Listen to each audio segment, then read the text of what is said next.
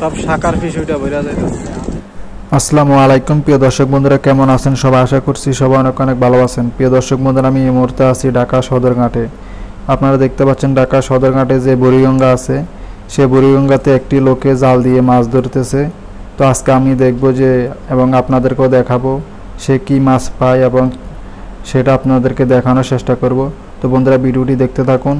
আর যারা যারা আমার চ্যানেলে নতুন আছেন অবশ্যই আমার চ্যানেলটি সাবস্ক্রাইব করবেন, লাইক কমেন্ট শেয়ার করবেন। ফেসবুক পেজ থেকে দেখে থাকলে ফেসবুক পেজটি ফলো করে দিবেন। তো বন্ধুরা, ভিডিওটি দেখতে থাকুন।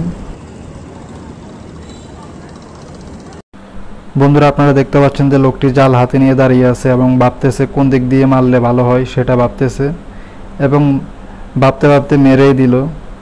দেখি এই খেবে কি মাছ উঠে আপনাদেরকে দেখাবো, আপনারা দেখতে থাকুন।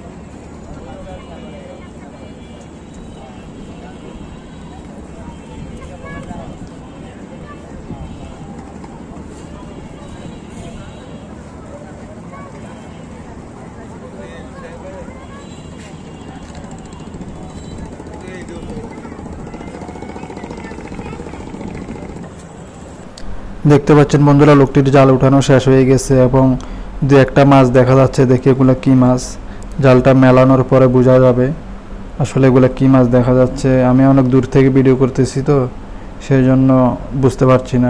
দেখা যাচ্ছে এগুলা শাকার ফিশ, অন্য কোনো মাছ উঠেনি। তো উনি অনেকক্ষণ ধরে এখানে জাল মারতেছিল, আমি পুরোটা ভিডিও করিনি। তো মনে হচ্ছে যে উনি খালি হাতে বাড়িতে যেতে হবে, শাকার ফিশ তো খেতে পারবে না।